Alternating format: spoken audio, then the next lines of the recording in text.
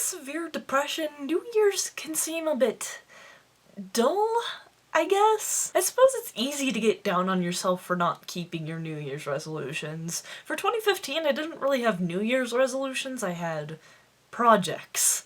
Same basic thing, different name. I wanted to find a job, write, take up piano again, try to get healthier, and read at least one book a month. Needless to say, I failed every single one. Technically, I did have a job at a popcorn factory for about 3 days. I did some writing. I started learning how to play sheet music again. I did read 12 books, though not one a month. Getting healthier probably lasted about a week, let's be honest. It's easy for me to set goals. It's easy for me to say, I want this thing to happen, but putting forth the effort to achieve that thing, unlikely, if I'm being honest. I don't like making New Year's resolutions because I don't like failing, especially when I know I could have done it. I had plenty of time to read and write and play piano this year. What did I do instead?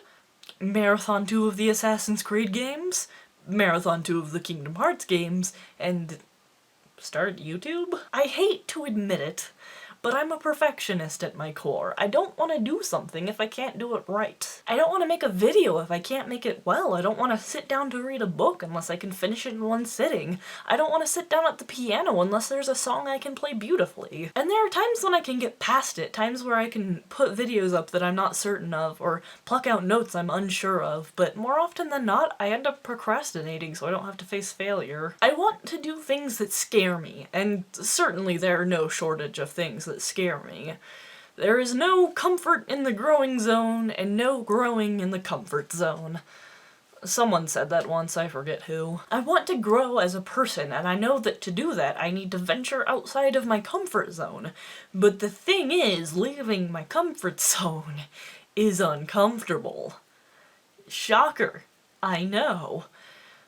But I like being comfy, so you can imagine my dilemma. For once, though, I think I know the answer to this. My favorite show of all time is Sense8. It's a show that follows 8 completely different people from all around the world.